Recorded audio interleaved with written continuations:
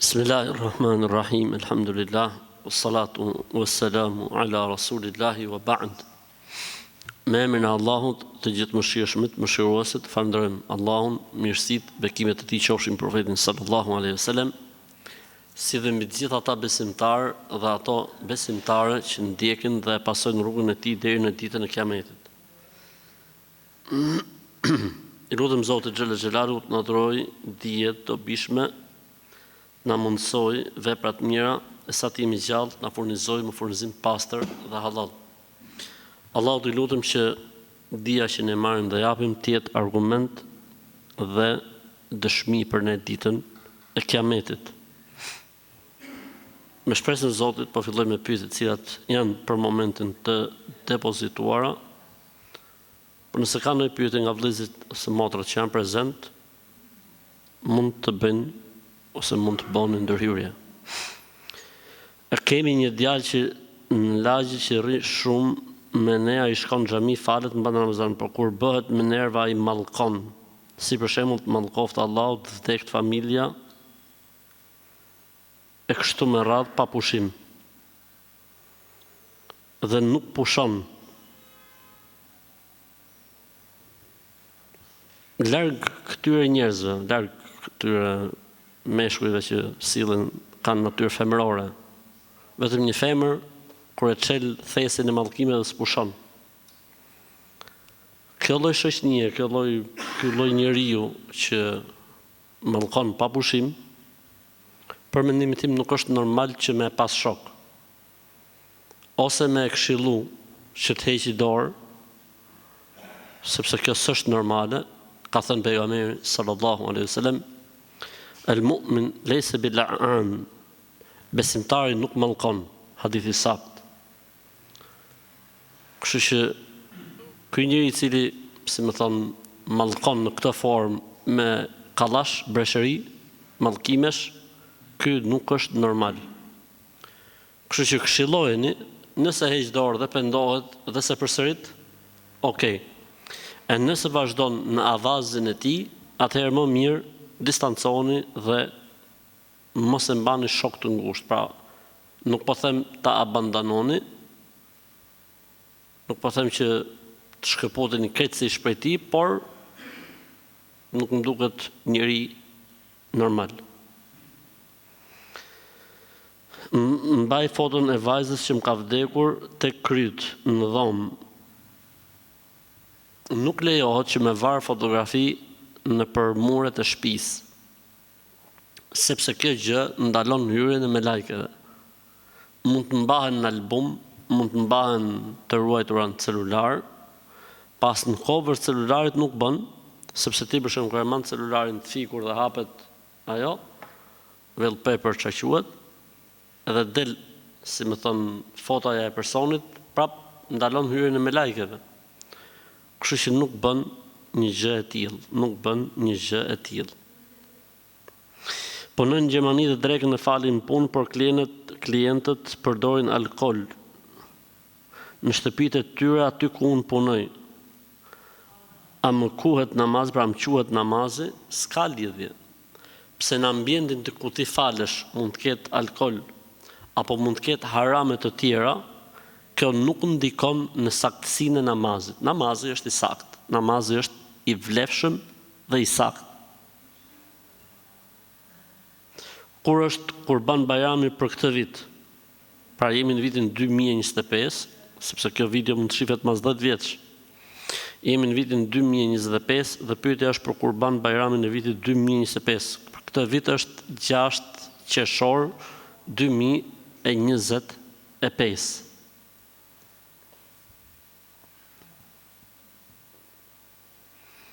Baba im është në mosh, mirë po e ofendon shumë nënën. Derisa i thot prostitut, kuçk, edhe llafe nga më të këqijat. Nëna për shkak sjelljes së tillë të babait qan, edhe pse është me 9 nipa e mbesat mrekullueshëm. Vazhdimisht i flasin babait çdo ditë për këtë punë, pa ai ndryshon fare.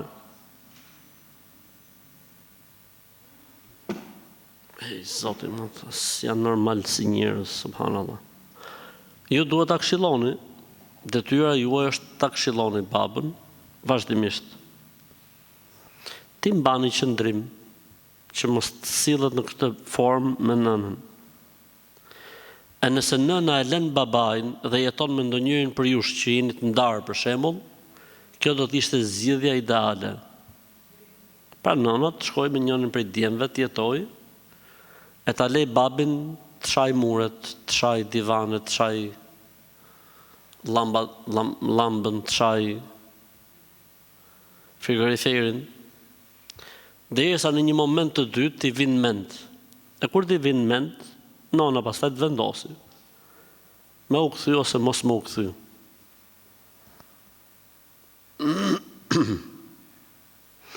Kam bërë një gabim dhe ndihemi të trishtuar dhe i raskapitur, edhe pse kam bërë këtë ndjej veten shumë keq, jam penduar.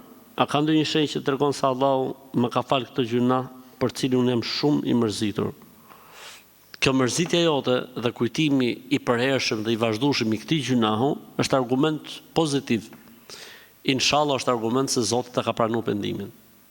Kan thonë, kujtimi i mëkatit dhe i gabimit dhe si më thënë kur të hanë vazhdimisht ndërgjegja nga mrena për gabimin që ke bërë, kjo është gjë e mirë dhe një shenjë pozitive, inshallah taala, që tregon se inshallah taala pendimi është pranuar.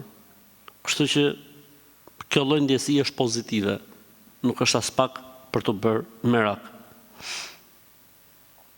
A është korrekt dhe i pranuar farzi nëse imami këndon në rekatin e parë surën Nas dhe në rekatin e dytë surën El Felek? Namazi është i saktë, s'ka dyshim, edhe i vlefshëm. Por cila është më e mira?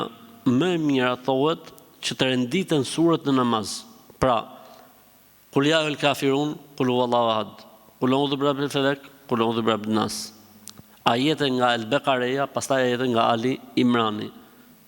Ajete nga faqet e para të El Bekares, pastaj nga faqet e mesit.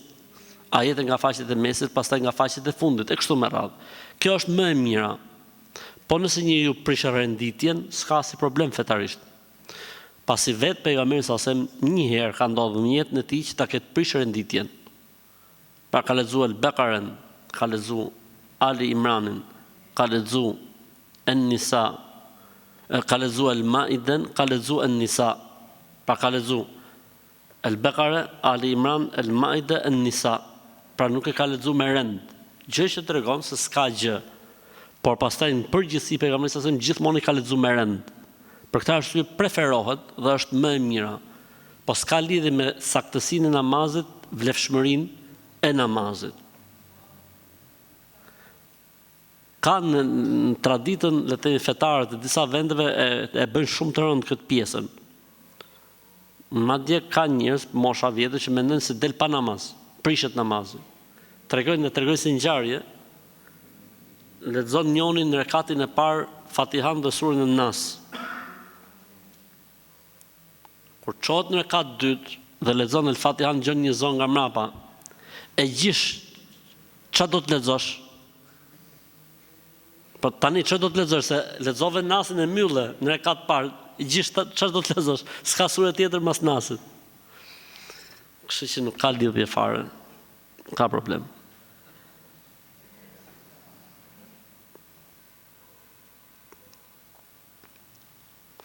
Nëse kam shpifa për përgojuar për ndonjë person kohë më parë dhe tani jam penduar si të veproja, duhet me ja lyp Allahlikun, por kam frikë mos më hapet ndonjë problem tjetër që i tregoj se për çfarë, apo të kërkoj thjesht falje Zotit dhe të bëj dua për personin fjalë. Pendimin nga haku i njerëzve është ky. Pra ti mund të pendohesh për gjunovin që ke bërë, për mëkatin, por nëse ka të bëjë me njeriu, duhet patjetër me kërkuar Allahlikun njeriu, siç është rasti i përgojimit, shpifjes, i pasurisë tjetrit, i nderit tjetrit etj. Duhet patjetër me amor Allahlikun personit në fjalë. Po nëse marrja Allahlikut mund shkaktojë një problem më të madh, atëherë thuhet pra në për interpretimet, thuhet i merret Allahlikun në përgjithësi. Allah më na bëj Allah nëse kemi në hak, nëse kemi bë Një.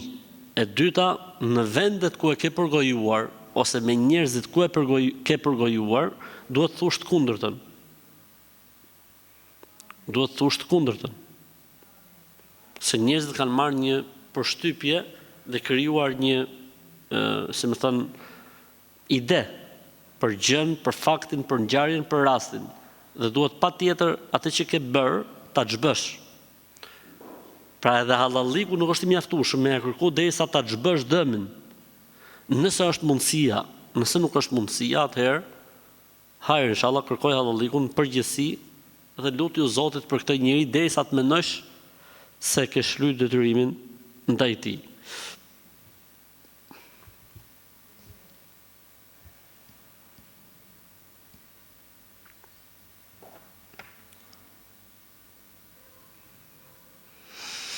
Kam një problem shumë të madh me personin e zemrës me cilin kam një lidhje familjare. Kohët e fundit është distancuar dhe zihet për fjalë kota dhe do që të ndahemi. A mund të më këndosh ndonjë rukje me emrin tim dhe të tij? Kjo gjëja nuk funksionon. Pra unë personit që ka bërë pyetjen, ja kam kthyer përgjigjen privat, po e kam sjell si pyetje për të marrë mësim. Nuk funksionon dhe nuk ekziston ti bësh dikujt të rukje apo kënim pa qenë prezent personi. Thot jap emrin tim dhe emrin e personit na këno, na bëj rukje. Si ti bëj rukje unë emrave? Maksimumi që mund të bëjmë në rast të tillë është me bë dua Allahun. Okej, po bëjmë dua, por rukje nuk funksionon. Se kur bëhet një rukje duhet të jetë patjetër personi prezent ose personat prezent. E solla këtë pyetje edhe për faktin se nëse dikush ju mashtron, kur ti qanë, për shumë në i hoxha apo ndonjë faqe rukjesh, se janë shtu shumë, është bërë biznes goxha, fitim prurës puna e rukjes, ka njerëz që thotë bjerë emrin se ta bëjnë rukjen, ose ta bëjnë rukjen nga celulare tjetër, muhabete biznesi, le të themi, mos prano. Mos ja lejo vetes që të bish viktim. Pra nëse dikush thotë sill emrin se të bëj rukje, mos prano. Sill lekët se ta bëjnë rukjen, po si puna atij muhabetit atëherë që i merrte lekët njerëzve se shehu atje në Jordani i djeg magjit, i përvelon. Ti në Shqipëni shehu në Jordani. Prandaj duhet me qenë kujdesshëm dhe vigjilent. Nuk bën dobi, nuk është interesant që njeriu të bjerë viktim apo, domethënë, të tregohet kaq naiv. Për këto janë çështje të cilat janë rrahur kush disa herë dhe njeriu ose muslimani duhet të jetë vigjilent, nuk duhet bjerë në gracka të tilla. Nëse gruaja jep divorcin burrit dhe ai ja jep në kohën kur ajo është pa perioda, sa është koha e pritjes? Deri kur të vinë të mbarojnë periodat e para apo kur të mbarojnë të dytat?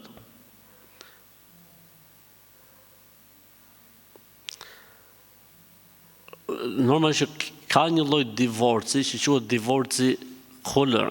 Khulr do thotë gruaja kërkon divorc dhe burri pranon ose jo.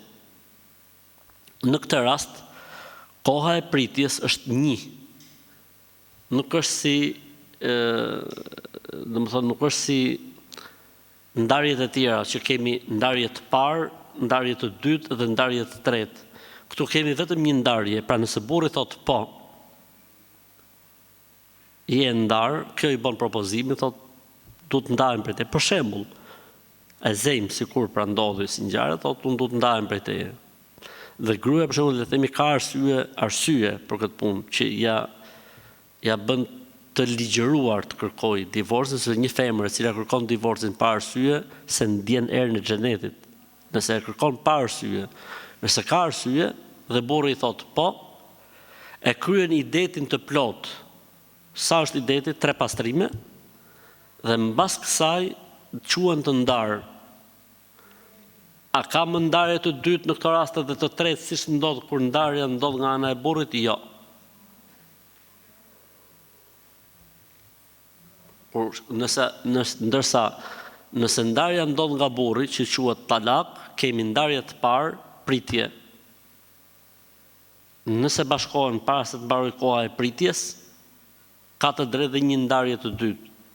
Nëse bashkohen prapë para se të mbarojë koha e pritjes, ka edhe një ndarje të fundit që quhet ndarja e tretë.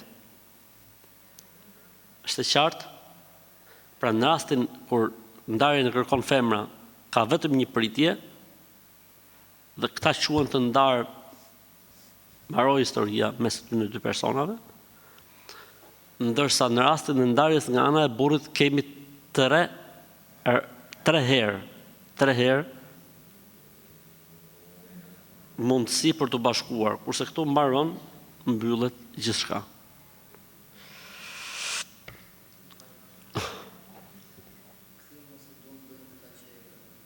Me nikah të ri.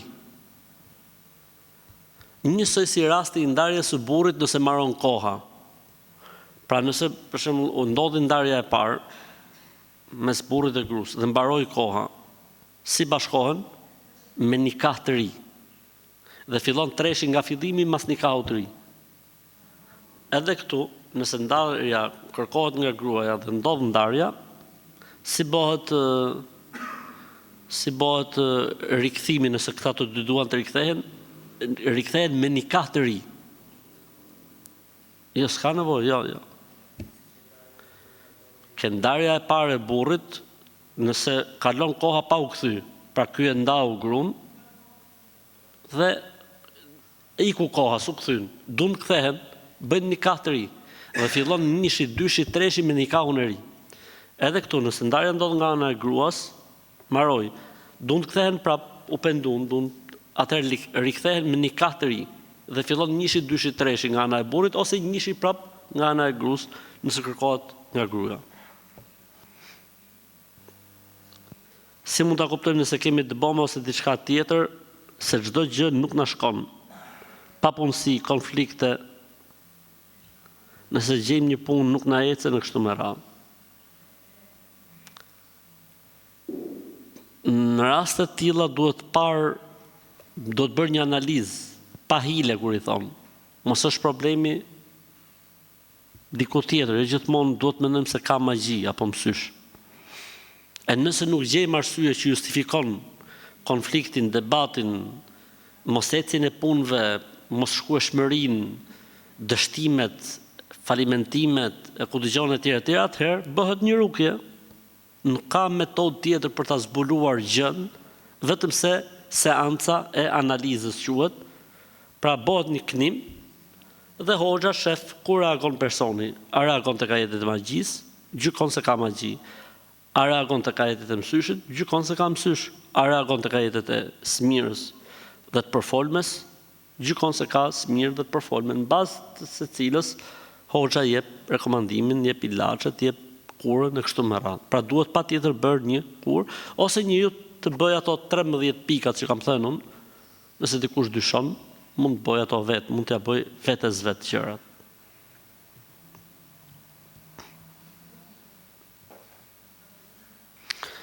Hoxh, transplanti i mitrës në islam është i lejuar. Ne kemi thënë dhe herë tjetër, në momentin që ka organe riprodhuese, siç është rasti i vezoreve tek femra apo i testikujve tek meshkujt, nuk lejohet. Nuk lejohet sepse transmetohen edhe ato, si thon, genet e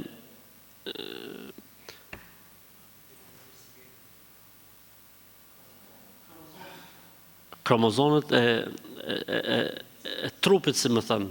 Pra, domethënë shkurt e hesapi bëhet përzierje në gjenealogji. Pra humbet filli, bëhet përzierje. Për këtë arsye nuk lejohet. Pra shkurt, domethënë për mos me lodh pyetsin ose pyetsen, nuk lejohet në islam.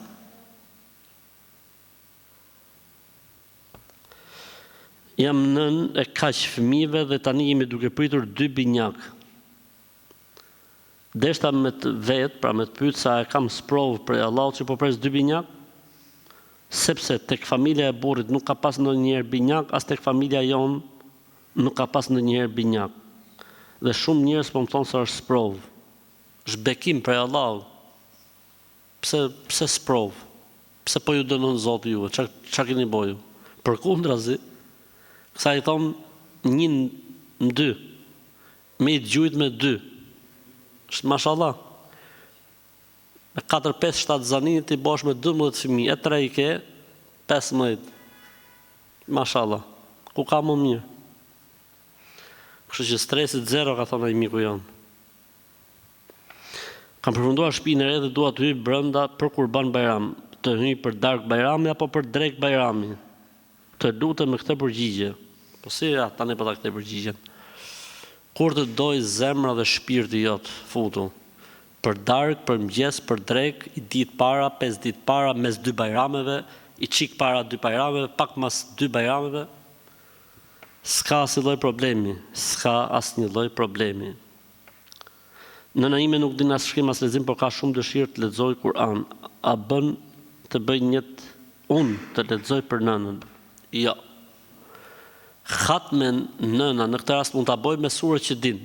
Mësoj nonës kul huwallahu, mund të duhet ekstremi 1 javë që ta mësoj. Dhe nona sa herë që lexon 3 herë kul huwallahu i quhet khatme. Dhe forma e dytë e khatmes është khatmeja me dëgjim. Pra çdo ditë i vendos nonës 1 ose 2 xhuze. Dhe nona çdo muaj ose çdo 2 javë bën një khatme dëgjimi. Khatmeja është 2 llojesh. Khatmeja e leximit nga ana e personit dhe khatmeja e dëgjimit. Pra mund të dëgjosh. Dhe ajo është një lloj khatmeje. Nuk është si khatmeja e leximit, po si rastin fjalë vlen.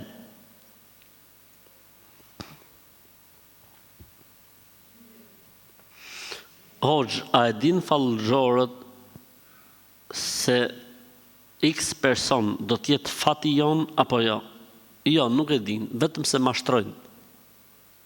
Dhe sa dashuri dhe fejesa janë prish, se kanë pyet këta fallxorët ose fallxoret, ose gjoja shehelerët, që gjoja dim dhe zbulojnë të ardhmen, edhe i ka thonë ai ose ajo, ose shkëlqësia e tij, ose shkëlqësia e saj, ky nuk është fati jot, dhe është prish fejesa.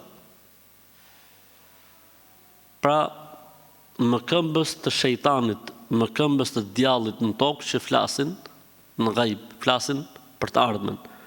Kështu që larg këtyre njerëzve se janë dreqër me fytyra njerëzish.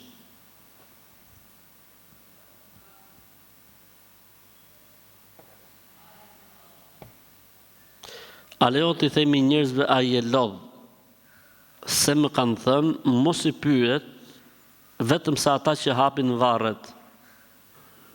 Pra varrmihesat, sipas gojdhënës dhe legjendës urbane, që s'ka si argument për të, lejohet mi thonë a je lodh. Ndërsa njerëzit tjerë nuk lejohet. Kjo s'ka lidhje fare, kjo është çmenduri e çuditshme, s'kishim gjuhën e herë për këtë. Se më kanë thënë, vetëm sa ata që hapin varret mund t'i thush a je lodh. Larg atyne. Mora abdes për të falë namazin e ikindis apo fillova me bën niyetin para faljes, me vete thash po e bëj niyet me fal namazin e drekës dhe vazhdova kështu derisa u fala. Përsërit e ikindin, përderisa ke bën niyet me fal drekën, përsërit ikindin. Ky thot, hyni ikindia, dojsha me fal ikindin. Mora abdes me fal ikindin, para se më u lidh, ka bo bidatin e niyetit dhe ka thonë, kom bon niyet me fal drekën. Allahu ta letësoft. Që përsërit e ikindin. Përsërit ikindin edhe herë tjetër më zbon mon niyet me gojë, se ja si bjerë mrena. I që Allahu e këbërë të fal ikindin. Kujt po i dërgo? Po i dërgo Zotit se që e du bo. Ditën e premte, thot, a lejohet më fal xhumaja ma herët, për shembull dreka hyn 13:20, ndërsa këtu tek ne falin xhuman në 12:50. Më thatën, pa më kanë thonë, që lejohet me fal ma herët, po mirë kanë thonë. ato duhet jenë maliki, ose me dhebet e tjera, se ka me dheb që se lejon, po me sakta është që lejohet. Argumenti, thot një hadith, kemi dalë, thot, mas xhumaje, në kohën e pejgamberit sallallahu alaihi wasallam, dhe muret nuk kishin hije. Fjala muret nuk kishin hije, do thot sa kishte hyrë dreka. Do më thonë, ishte majt hutbja, ishte fal xhumaja dhe s'kishte hije. I bjerë që t'jetë fal xhumaja para kohës së kalendarit, që se do themi me kalendar sot.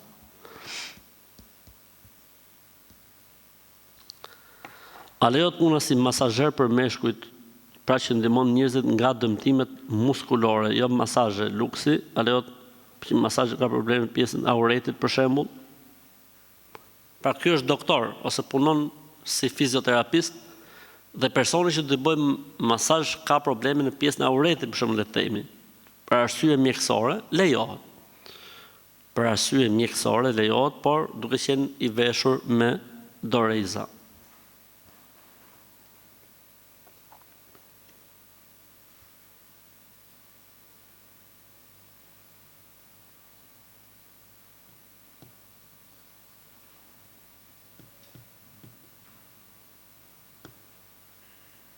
Ja dhe një nga këto, inshallah po e kap mirë kamera.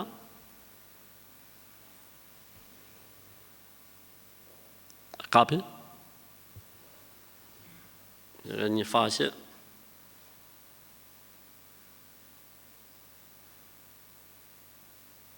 Për emrin e faqes e kapi.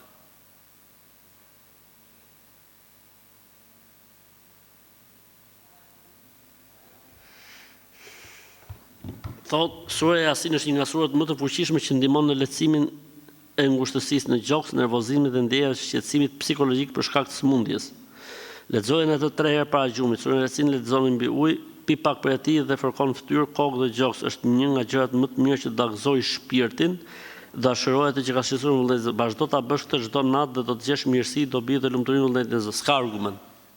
Nuk ka argument.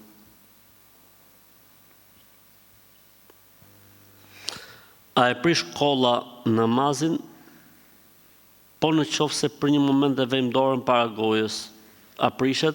Nuk prishet. Stresi 0. Kollitu sa të dush. Vetëm kujdes se mos prish abdesin të u kollit.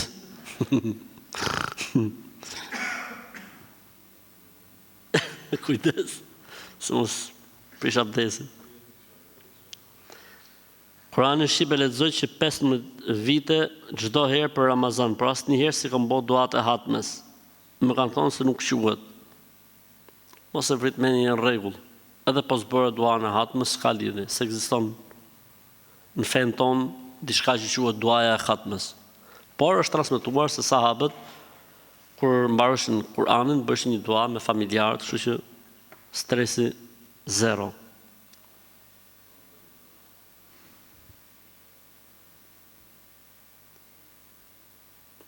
Në kohët më përparme, kur ditën e xhuma i bite dhe dita e Kurban Bajramit, atëherë i mbyllshin sytë e kurbanëve dhe ja lajshin sytë e fëmijëve kur merreshin mësysh.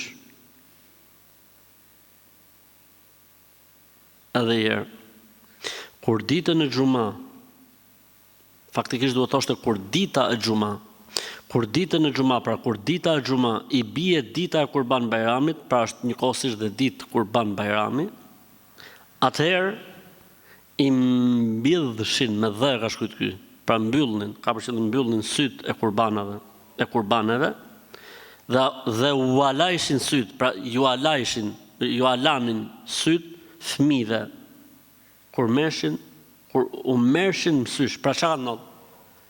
Pas leximit të dytë e kuptuam çka kanë ndodhur.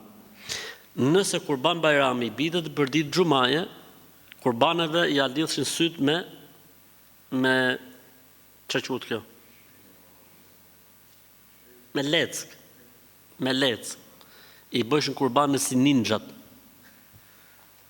Dhe pastaj ja hishin këtë leckën që kanë lidhur kurbanin, edhe e leshin anash. E kanë marrë fëmin mësysh, e meshin këtë leckën, e futshin ujë dhe me ujin e leckës të syve të kurbanit që i ka ra ditë kurbani për ditë xhumaje, lajshin fëmijët dhe ikte mësyshi. Themi këtë mund ta kenë bërë, dhe ka shumë gjëra të tjera budalliqe që bëjnë njerëzit, por s'ka argument. Kështu që larg këtyre muhabeteve. Kishit gjuna herë këtë ju? A lejohet bastin loj futbolli, ekipi ka për qëllim që lojën pagun sallën ku lujmë. Pra, si pagun s'lejohet, është bigjoz.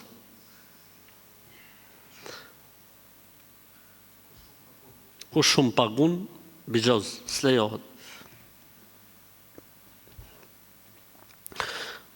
Do bëjmë kur për Bajram, pra kurban ka pas për qëllim, por ka shkurtu fjalën, inshallah. Dhe një njohura jon indiane po na thot, ti çojmë lekët në Indi sa atje më lirë, dhe me ato pare që në Shqipëri bëjmë vetëm për një kurban, atje bëjmë për gjithë familjen. A lejohet kjo, apo të dërgojmë parët në Shqipëri e në Kosovë?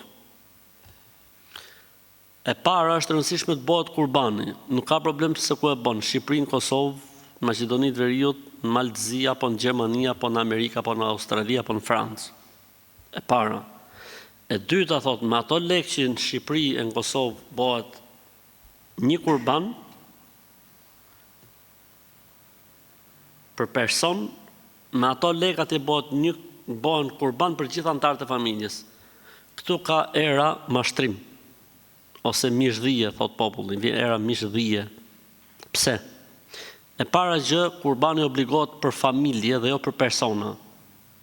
Njështi, njën men. E dyta, nëse një person është 13 veta në familje, është e pa mundur që çmimi një kurbani në Shqipni, si që kemi nxjerrë ne për shembull 145 euro, të bëjsh ti 13 kurbane në Indi, vetëm po bërë kurban pula, me therë 13 pula, ndoshta po. Kështu që çojini lekët atje ku është e sigurt që bëhet kurban dhe kurbani shpërndahet. Jo në vendet pasigurta. Unë nuk flas dot, po mënyra se si kjo ka fol, mu më len shije jo të mirë. Kam blen një shtëpi dhe kam me i marrë çelësat me 9 qershor dhe njerëzit më thonë mos më hyj se i bjerë mes 2 bajrameve. E para s'ka lidhje fare, e dyta 9 qershori nuk është mes 2 bajrameve, ka kalu bajrami. Bajrami është me 6 qershor 2025, kështu që stresit zero. E para s'ka lidhje me fenë e Zotit, e dyta thuj këty në xhahilave që është mas bajrami. Ej, Zot, na falo Allah.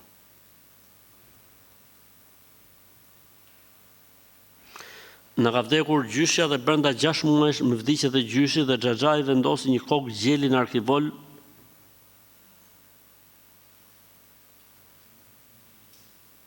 dhe sheqer dhe oriz. Kur mbarun shtatat u kthym sërish tek varrezat.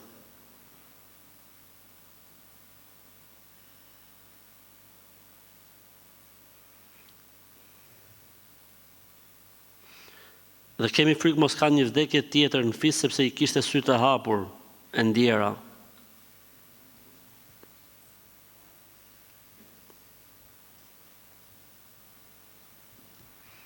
Ka dhe i problem, thotë, kam dhe babën smur dhe më ka thonë që do të vdes. Vdekja dhe jeta është në dorë të Zotit, Zoti e menaxhon. S'ka lidhje kjo as me orizin, as me sheqerin, as me kokën e pulës, as me kokën e delës, as me kokën e viçit, lopës, deves. S'ka lidhje kjo punë. Këta janë besutni, besime supersticioze që i kemi të trashëguara nga xhahilijeti. E çudi e madhe njerëzit s'dinë si të falen e si të luten gjëra që janë nga feja, ndërkohë që trashëgojnë kështu lloj gjëra që s'kan asnjë lloj origjine nga feja dhe besimi. Kështu që në punë e Zotit, çat këtë shkujt Zotit do të ndodhi, kokat e gjelave dhe të pulave nuk ruajnë e nuk devijojnë, as nuk e trembin me lekun e vdekjes. Nëse është tis me amor shpirtin dikujt, jo kokë gjeli me fut aty, po me fut kokë macje, ai ka për të ardhur.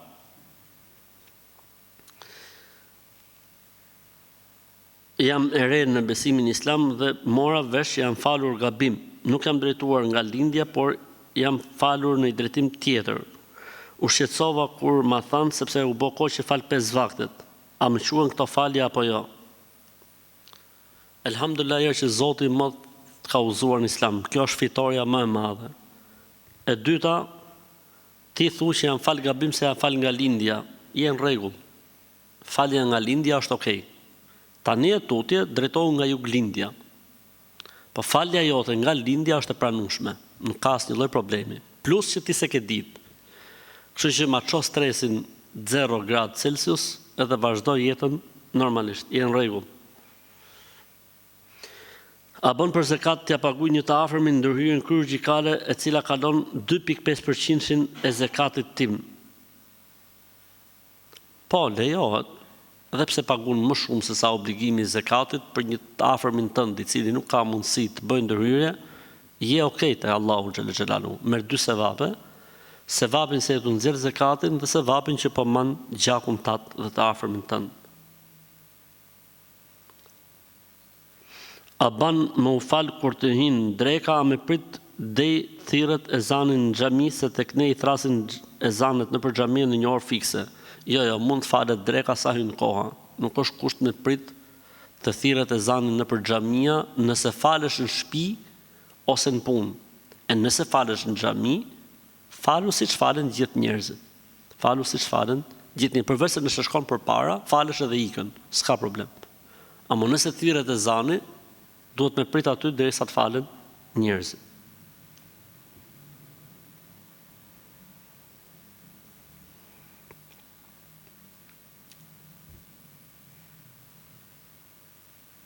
Thot, nëse jemi vetëm në shtëpi, a është e detyrueshme ta themi ikametin? Ikameti është vajxhib me u thonë, por nuk është në mendimin më të saktë, se ka mendim që thotë është sunet. Po nëse nuk thuhet, namazi është i saktë. Namazi është i saktë. Ka një mendim që thotë është sunet, i fortë, ka një mendim që thotë është sunet, ka një mendim që thotë është i pëlqyeshëm, dhe ka mendim që thotë është vajxhib, detyrë. Më e sakta është që është detyrë me u thonë, po namazi është i saktë edhe nëse nuk thuhet. Pra nëse dikush lidhet Allahu ekber pa thirrë ikametit, namazi është i saktë. Ky ka bërë gabimin e mos thirrjes së ikametit, por namazi është i saktë.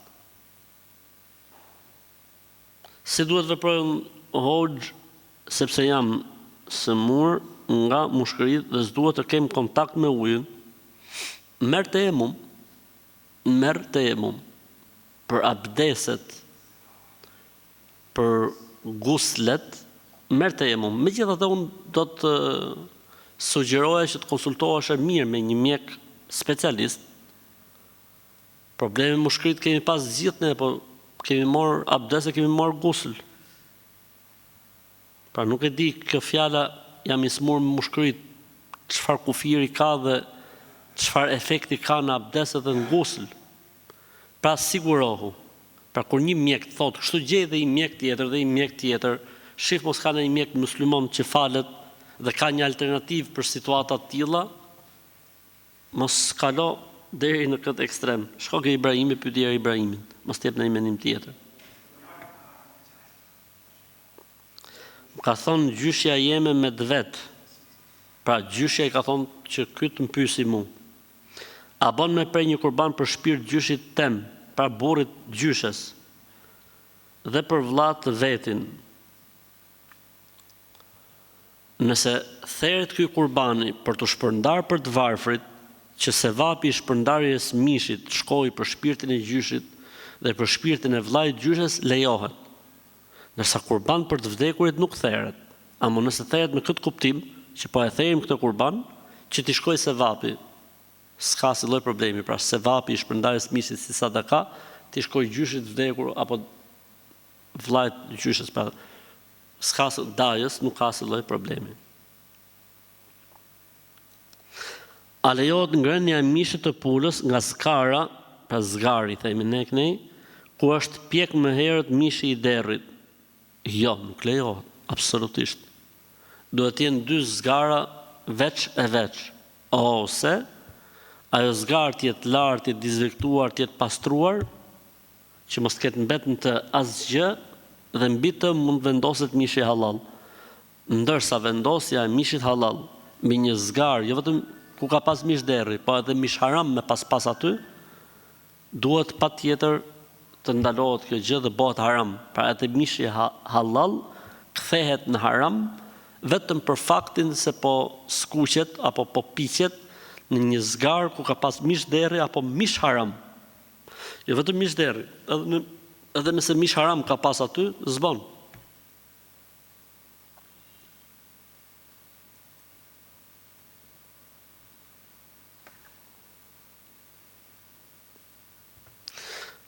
Po nëse, me sa duket është njëti person, po nëse na përgatisin neve mishin e pulës dhe pastaj bëjnë të vetin mish derri.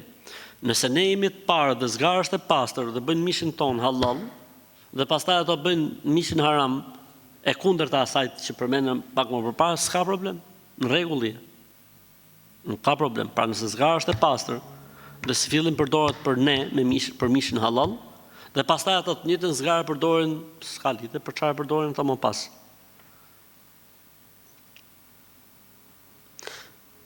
Pyes, si është në Islam kur thuhet për 7 zanin njerëzve të tjerë, shoqeve ose gocave në punë, në muajin e 3 që ndihet bebja, apo s'ka lidhje me Islamin kjo? S'ka lidhje, ka lidhje.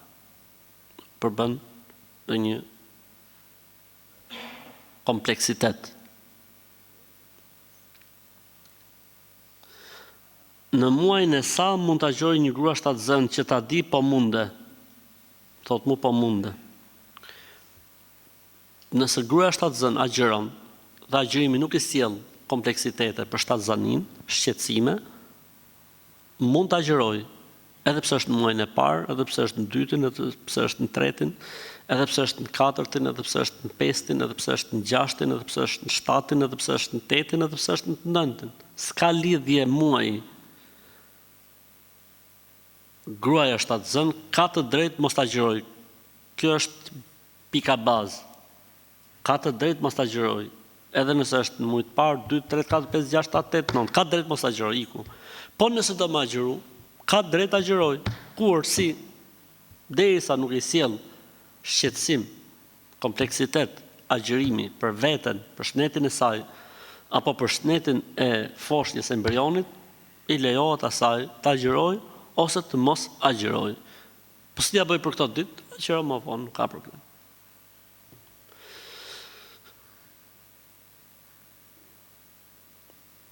Nëse jemi xhunub, a është e detyrueshme larja e plot e trupit duke përfshirë edhe flokët?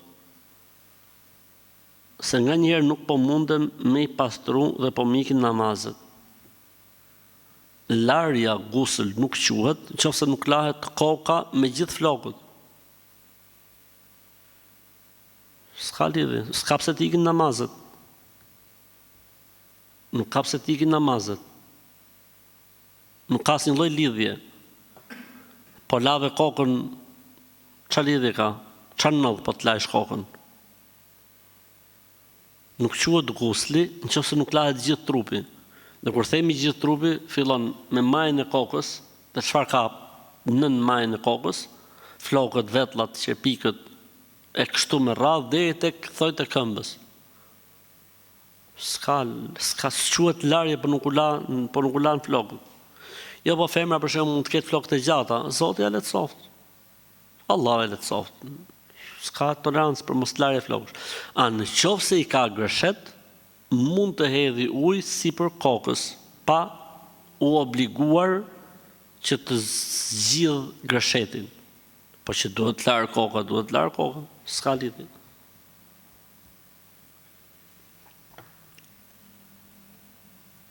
Dua të bëj një pyetje, pse ezani këndojnë vetëm burrat dhe jo qinia femërore? Sepse kam pyetur disa besimtarë musliman dhe s'më japin përgjigje. Po normalisht, për shembull, a do doje ti që vajza jote ose gruaja jote të vite këtu tani mes burrave të thirrte ezanin? Ose motra jote, ose nëna jote të vite këtu për shembull të thirrte ezanin mes burrave? S'ndodh, s'funksionon.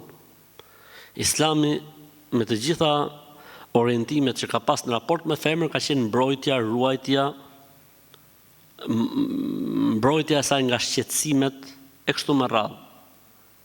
Për këtë arsye nuk ndodh. Një, pra për të mbrojtur femrën, për ta ruajtur atë. E dyta se do të shkaktonte, le të themi, do të shkaktonte, domethënë, ngacmim, le të themi, për meshkujt. E treta, nëse do ishte një femër muezine, po kur është më të përmueshme, që si lejohet, çfarë do të bëjshim? Do të deshim të kërkojshim muezin me qira. Part-time. Po pse, se muezinja është me ato të vetat. Kështu që nuk ekziston kjo gjëja, pra ezani është për burrat dhe ezanin e thrasin burrat dhe ikametin e thrasin burrat, imam futen burrat, khutbe mbajnë burrat. Mund të bëhen gratë imame nëse janë vetëm gra. Mund të thrasin gratë ikametin nëse janë vetëm gra. Ndërsa ezan e khutbe bëjnë vetëm burrat. Edhe imamlik, në qoftë se bëhet fjalë që tjetë xhamat meshkujsh apo i përzier meshkuj dhe femra. Që ato besimtarët musliman nuk e di, atë janë përgjigje se janë përgjigje, ata kanë ndonë do të përgjigjen apo jo, po kështu funksionon ligji i Zotit, kështu funksionon. Ligji i Allahut kështu funksionon. Nuk ka ndodhur që në kohën e pejgamberit sallallahu alaihi wasallam ta kenë thirrë ndonjëherë ezanin gratë, e kanë thirrë ezanin vetëm burrat. A kam të sakt namaz sabat nëse ja kam nisë më u fal 15 minuta para lindjes diellit, shumë të saktë e ke. E rëndësishme është mos tjetë në lindje të diellit e pas. Por nëse është para lindjes diellit, qoftë edhe 2 minuta je okay. Kur mjekët na thonë që kjo sëmundje nuk ka shërim, ndërkohë që ka një fjalë profetike që thotë çdo sëmundje e ka kurën dhe ilaçin. Si shpjegohet kjo përplasje mes shkencës dhe hadithit? O Zot, na jep sabër, i thonë kësaj. O Allah, na jep sabër. Mjekët thonë që kjo sëmundje nuk ka shërim. Po kur i gjehet shërimi mas 10 vjeç, mas 20 vjeç, mas 100 vjeç, mjekët gjykojnë për dijet dhe për njohuritë që kanë. Po mjekët nuk gjykojnë dot për të ardhmen deri në ditë Kiametit. Ashtu thuaj për HIV-in, ashtu thuaj për diabetin, ashtu thuaj për kancerin, ndërkohë që kanë filluar të kapërcy këto gjëra. Thotë u gjet vaksina kundër kancerit, u gjet kurimi ndaj kësaj, ndaj asaj gjë që mjekët më përpara kanë pasur që është e pashërueshme. Për këtë arsye tha pejgamberi sallallahu alajhi wasallam, nuk ka sjell Zoti në këtë botë sëmundje që mos ketë për të ilaç. Po kërkojeni, tha. Pra njerëzit duhet bëjnë përpjekje, duhet bëjnë eksperimente derisa të arrijnë tek ilaçi. Pra çfarë ndodh? Zoti ka sjell sëmundjen. Okej, e ka sjell dhe ilaçin. Okej. Dhe njeriu i ka dhënë mendjen që të gjej ilaçin ta çojë tek sëmundja. Se nëse e çon ilaçin tek sëmundja, ndodh shërimi me lejen e Zotit. S'ka dyshim, me shpresën e Allahut. Kështu që kjo është çështja. S'ka përplasje, nuk ka përplasje. Dëgjova një hoxh që tha se nëse burri dhe gruaja punojnë të dy, duhet të bëjnë kurban secili në vete. Dhe tha gjithashtu se nuk mjafton një kurban për të gjithë anëtarët e familjes. Mendimi i tij është ky, e saktë është që nëse kryefamiljari bën kurban për familjen e tij dhe gjithë familjarët kanë një ark shpenzimi, kurbani është i vlefshëm për gjithë anëtarët e familjes. Nëse kanë arka të ndryshme shpenzimesh, për shembull, vërtet janë një shtëpi me 5 kunor mrena, por çdo kunor ka shpenzimin e vet, harxhimin e vet, hyrjet dhe daljet e veta, nuk e ka të përzim me të tjerët, atëherë obligohet çdo kunor me pas kurbanin e vet. E nëse janë 5 kunor me një ark, pra është, le themi, babai ose vllai mod, ai i cili menaxhon hyrjet dhe daljet dhe shpenzimet për 5 kurorët, për shembull, e themi, atëherë obligohen vetëm për një kurban. Obligohen vetëm për një kurban se quhet një familje. Siç ka bërë pejgamberi sallallahu alajhi wasallam, një kurban për të gjithë familjet e tij, të gjithë bashkëshortet e tij. Pejgamberi sallallahu alajhi wasallam kishte një kuror ose ishte një familje me 9 kurora. Bëri vetëm një kurban për të gjitha. Nëse unë bëj kurban dhe më dhurojnë mish kurbanit të tjerët, a mund ta pranoj? Po. S'ka asnjë problemi. Ti mund ta shpërndarësh gjithë kurbanin tat dhe dikush sjellë kurban, për shembull dhuratë. S'ka asnjë problemi, sepse kurbani është i lirë në shpërndarje, ka hapësirë dhe tolerancë. Mund ta japësh si sadaka, mund ta bësh dhuratë, mund ta konsumosh gjithin, për shembull. Më e mirë është që të ndahet në 3 pjesë. Një pjesë për vete, një pjesë si sadaka dhe një pjesë dhuratë. Ku është dallimi mes sadakas dhe dhuratës? Sepse sadakaja shkon vetëm tek besimtarët, dhurata mund shkojë edhe tek jo besimtarët.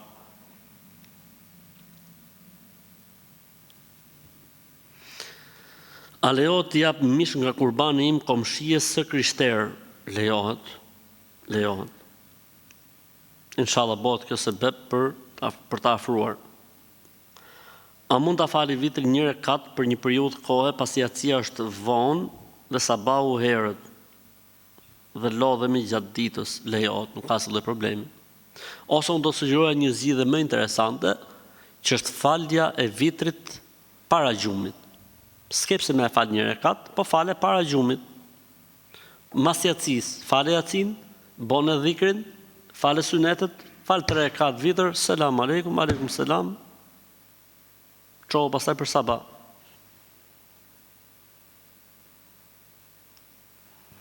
A i lejohet mashkullit që të falet me kanatiere? Lejohet, por nuk është e pëlqyeshme një gjë e tillë, është e urryer. Mos të falet ndonjëri për jush duke i pas shpatullat e zbuluara.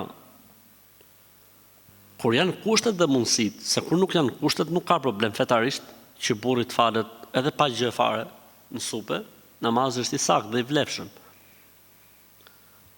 E përderisa janë kushtet dhe mundësit, s'ka pse të falet me krah të zbuluara. Kanatierja është 2 llojesh faktikisht. Kanatierja me kështu të holla, si quhet kjo? Me rripat holl, kjo është ajo për cilën po flas. Nëse i ka rripat e trash, kanatierja që është deri këtu, s'ka problem. Nëse është me rripat holl, është problem. E nëse është bluzë, pastaj s'ka asnjë lloj problemi fetarisht. Nëse i frym ujit për dikën dhe e pi dikush tjetër pa dashje, a është keq? S'ka lidhje fare. Ai është ujë me Kur'an. E piu ky për cilin ti e këndove, apo e piu fëmia, apo komshiu, apo erdhi dikush dhe nuk e ditë dhe e piu këtu, s'ka asnjë lloj problemi, asnjë lloj problemi. Pyes nga që na matet orarit e puna dhe i pushimit, po kaluam gjys orshin kur të vi më vonë që mos të ri gjatë pas punës që të zëvendësoj, ka raste që kaloj pas dikujt ose ndonjë shoqi që çekon dhe unë nuk çekoj në pushim. Dhe këtë e bëjnë edhe të tjerë që të kuptohemi, nuk jam vetëm unë që e bëj tek puna. A lejohet ky lloj manovrimi? Jo, nuk lejohet. Haram. Ky është rasti i vjedhjes në punë. Nuk lejohet, përderisa pushimi është gjysore, nuk lejohet me te i kalu. Nuk lejohet me te i kalu. Është haram. Kështu që nëse e te i kalon, boje mas orarit punës, siç e keni rregullin e punës. Se bëj vetëm mund, thotë kjo, ka dhe tjerë, ose ai. S'ka lidhje, inshallah e bëjnë gjithë bota. Harami është haram, edhe nëse e bëjnë gjithë njerëzimi. Kështu që nuk lejohet. Allahu ta lehtësoft. A na lejohet kur jemi xhunub të themi bismillahilladzi la yadurru ma ismihi shay'un fil ardi wala fis samaa'i wa huwa as-sami'ul 'alim? Lejohet. Çdo lloj dhikri, edhe pse jemi xhunub, lejohet, nuk ka asnjë problemi. A lejohet thënia e surës El Felek dhe Nas gjithashtu kur jemi xhunub? Lejohet, në mendimin më të saktë, nuk ka asnjë lloj problemi, sidomos kur është pjesë e dhikrit, me niyetin e dhikrit. Një robi im më thot, mos u laj pas akshamit se zbon. Thuj ati robit tat, futi i tas lalt me pak krip. Në t'i boj mirë, inshallah. A lejohet falet namazin në sauna ose në hamam në të cilin nuk ka banjo? Lejohet, nuk ka asë dhe problemi, po si mund falet namazin aty? Rahman Rahim Maliki Yawmiddin. Të marë frymë kështu, në sauna. Dhe që të thotë sauna, më falë në sauna? Në që është sauna e fikur, po. Po sauna në punë të falesh? I zati më. Nërsa në hamam, këto hamamet e më dhenja kështu, lejohet, po. Mirë është që tjetë një vend normal. Nuk e di pse ne kemi shumë qirë këtë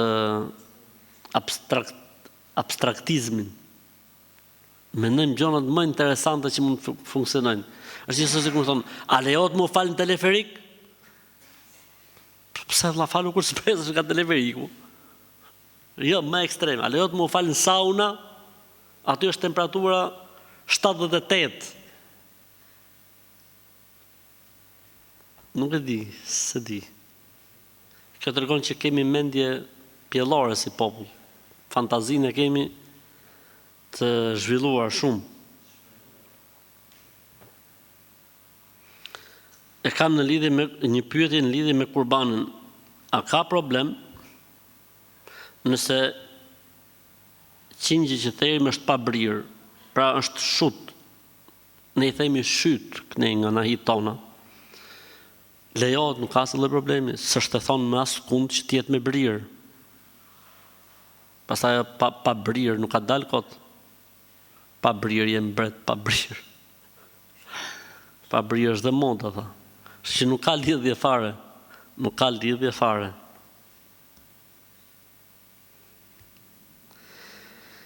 Jam në moshën kaq, e fejuar prej kaq kohësh dhe e fejuar në fillim dhe sot, thot, nuk më intereson çfarë mendon ti. Dhe e don një vajzë që ka pas më përpara. Dhe më bën të ndjehem si kur jam opsioni i dytë për të. Asë më respekton dhe unë ndjehem shumë keq. Faktikisht e në pyetjet një anshme, ke parasysh do të më ngju nga njerë dhe kraun tjetër, se si është puna e rëndësishme, unë mendoj që duhet më ullë dhe me i qartësu ca gjëra. Nuk bën shumë mjegull me ecë. Pra, je e fejuar, do të thotë që ti mund të ullësh dhe të bësh muhabet. Hajde këtu o Zenel, ullet Zeneli për para teje. Orë Zenel, 1, 2, 3, 4, 5, 6, 7, kështu nuk, sepse jeta bashkërtore, themi ne fillon këtu në këtë botë, mund zgjasi 60, mund zgjasi 70, mund zgjasi 80 vjet, do të vazhdojsh të në xhenet pastaj me të njëjtin burr, me Zenelin, ose me Hasanin, ose me Hysenin. Do të jetë i njëjti kallup. Kështu që më mirë ullu, me të dhe thuja, ti që është puna, unë kështu nuk ndjehem mirë. Momente që ti thua, mos më intereson çfarë mendon ti. As të intereson çfarë mendoj unë. Selam aleikum. Shtrëngoj dorën Zenelit, selam aleikum, aleikum selam. Ose Baftjarit, ose Hasanit. Ose Eduardit, Edmondit, se pos i ngeli atri Zenel. Nuk kemi gjë me emrin, është shembull kot. Qështë momentin që burri thot, mu nuk më intereson çfarë mendon ti. Se unë jam ai që vendos tu edhe s'më intereson çfarë mendon ti, për mendimin tim, qofse është i tillë dhe jeni akoma në fejes, selam aleikum, aleikum selam. Sepse nuk është normal. Ti je në fejes koha më e bukur, më e mirë që kanë një çunë dhe i gocë me njëri tjetrin. Që nuk duhet njëtë kjo gjuhë fare, duhet jetë vetëm gjuha e trëndafilave, e luleve, e zemrave, e puthjeve, sepse presupozot që t'jetë bërë një kahu. Kështu që qenë këto muhabete, s'më intereson mu çfarë mendon ti. Mirë ma herën e parë, po e përtypin, herën e dytë, prej thjerë, herën e tretë prap, as t'intereson, selam aleikum. Hec. Inshallah gjen në një insan që si nuk i bën përshtypje kjo pjesa se çfarë mendon burri, se çfarë mendon gruaja, që si intereson burrit se çfarë mendon gruaja, ndoshta ky avdalli mund ta gjejë një femër të tillë që e duron dhe e përtyp këtë pjesë. Po që nuk është normale, nuk është normale. Nëse kjo është e saktë, unë vallaj do të thojsha më mirë selam aleikum.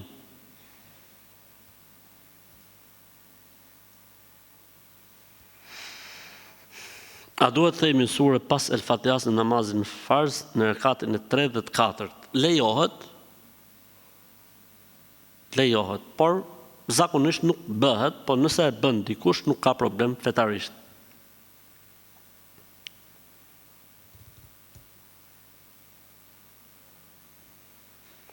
E kam një pyetje për sa i përket kurbanit. Unë e di se duhet me prej kurban, edhe ne kështu e dim, siç e di ti. Kurse një hoxh këtu në diasporë më tha, s'ka nevojë me prej kurban, veç je para lek tek ne për xhami. Nëse kjo është e vërtet, ky hoxh duhet arrestu sa më shpejt. Po unë nuk mendoj që ka thonë kështu, ai ka thonë na i sill ne se ta bëjmë ne. Pra silli tek ne se kurbanin e bëjmë ne. Po me thonë hoxha na i sill neve lekët për në xhami, s'ka nevojë me bë kurban, ky duhet denoncu edhe duhet arrestu në kohën më të shpejt mundshme dhe burgos. Po nuk besoj, ndoshta është një keq kuptim dhe shpresoj të jetë keq kuptim. Kam njëri timin që ka hyrë në xhami, por s'ka arrit të shoh asgjë brenda xhamisë. Thotë çdo gjë ishte errësirë dhe si e mjegullt. Asa qeni pushtuar ky. I pushtuar aq keq sa që kur është fut në xhami s'ka pas asgjë. Kështu këtë duhet me çu për rukje ke Hoxh Muhamedi. Hoxh Muhamedi këtu që dinë hoxha ta shkuni e hoxha. Ose tek një hoxh tjetër që merret me rukje.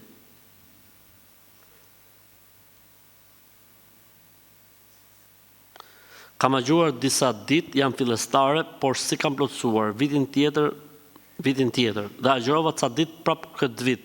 A më janë quajtur? Ajtë më përdesa e fillestare, Zotit ta lehtësoft, ç'a themu. Ca ditë nga viti tjetër dhe ca ditë nga ky vit. A më janë quajtur? Zoti është i mëshirshëm. Zoti është i mëshirshëm. Inshallah vjen dita që agjeron gjithë Ramazanin tamam, s'ke nevojë me bë kështu pyetje zhdushtira, që s'ka hoxh në botë që ti merr përsipër. A është e vërtet që për ditën e Shenjtë Gjergjit ne muslimanët nuk duhet të gatojmë grosh?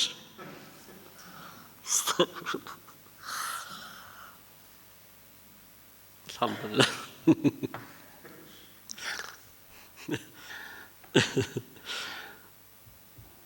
Me sa duket, ta që ja kanë thonë këtë fjalë duhet të jenë ambientalist.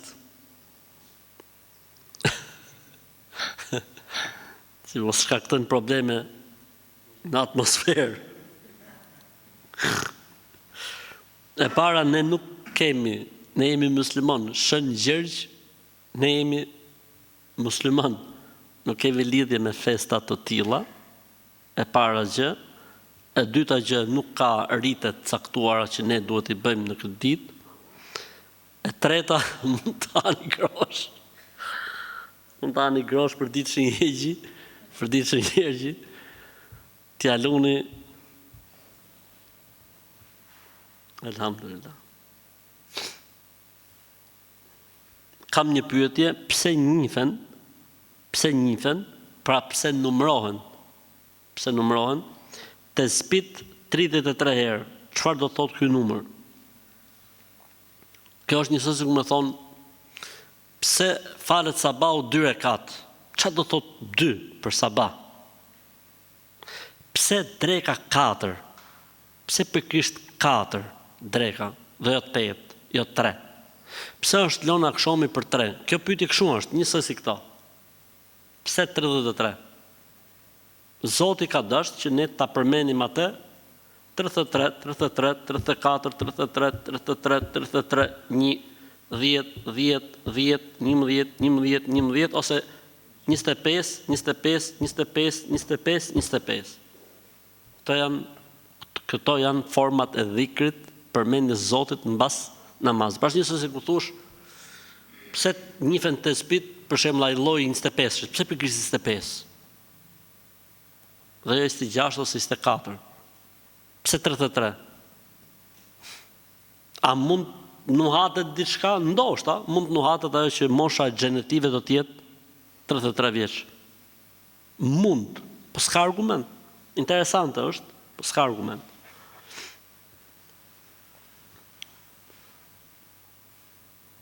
A kemi gjuna nëse ulemi një tyrezë në të cilën jemi me familjarët e afërt dhe aty ka alkool? Po, kemi gjuna. Kemi gjuna. Nuk bën më ullë në një tavolinë ku ka alkool. Po nëse ulemi, s'ke dal nga feja, jo, po, thjesht është gjuna, është gabim.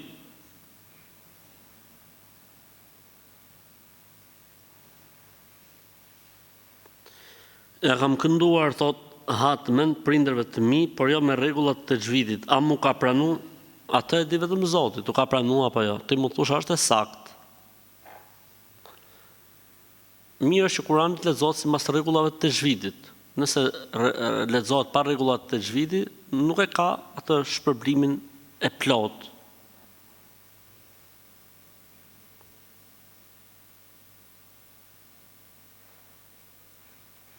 Dashi i kurbanit, a duhet të ndahet nga kopeja që të jetë i dëlirë e të jetë i pastër?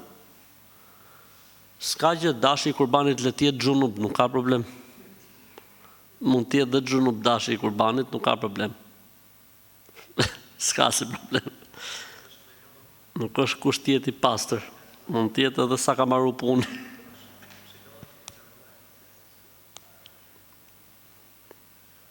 A lejo të bëjmë diskutim për çmimin e kurbanit, se këtej nga ne thonë,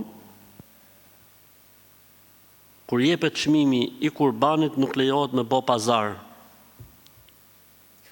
Ky është një hadith i shpikur nga ata që shesin kurbane. E kanë shpik ato që s'bën me bë pazar, a e të bë për Zotin. Si bë pazar ti për një gjë që bëhet për Zotin. Ec kurbani aty 300. Po më sfal 500, po e të bo për atë lartë, vend diskutim të 500.000 lekshin. Ustalar, këto quhen usta, të quhen ustalar të rjepjes. A duhet që gruaja të marrë mendimin e burrit për të mbuluar me shami? Nëse burri thot gruas që të mbulohet, obligohet 2 herë. Një herë obligohet se ja thot Zoti, dhe hera e dytë obligohet se ja thot burri, pra i obligohet 2 fish. E nëse ka për qëllim, a duhet me marrë mendimi burrit me kuptimin që ose burri s'do, themi la ta'ate li makhluqin fi ma'siyatil khaliq. I dërguari Allahut sallallahu alaihi wasallam ka thënë, nuk ka bindje ndaj krijesës kur kundërshtohet krijuesit. Përderisa mbulimi i femrës është urdhër i krijuesit dhe zbulimi është kundërshtim ndaj krijuesit, nuk ka pse të merret leje prej askujt. Femra muslimane mbulohet edhe me kaq mbaron historia dhe stresi.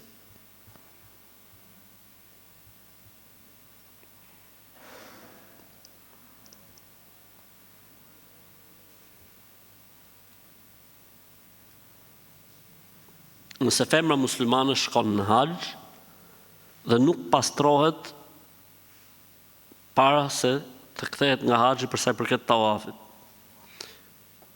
Motrat besimtare që janë në haxh dhe ndodh që janë me periodat për sa i përket tawafit haxhit, edhe nëse shkojnë në Medinë mas haxhit, mund të vinë për ta bërë tawafin e haxhit.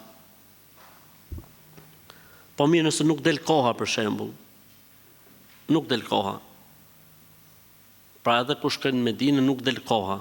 Pra llogaritet koha nuk pastrohen. Këtu kemi 2 mendime. Një mendim thot udhton dhe kthehet në vendin e saj, dhe ajo është në ihram, s'ka dal nga ihrami. Dhe vjen kur t'i jepet mundësia, bën tawafin e haxhit, po mund bëj dhe i umre me atë sebeb edhe e kryn. Bën tawafin e haxhit edhe sajin. Dhe mendimi tjetër që thotë jo, nuk ka pse me vështirësu situatën kaq shumë, në këtë rast merr tejemum, siç ndodh me rastet e namazit kur s'mund përdori ujin, merr tejemum, edhe bën tawafin me tejemum, edhe sajin me tejemum dhe e mbyll me kaq. Dhe ky inshallah taala është mendimi më i saktë dhe më i drejtë.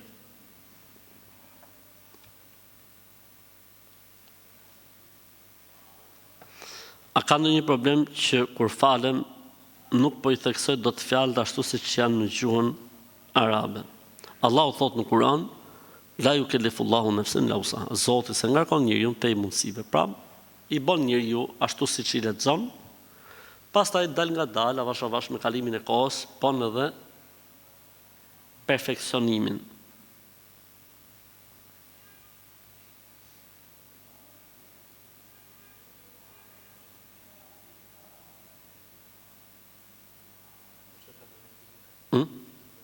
Po, vetëm shife këtë si pyetje, nuk e dija e kap.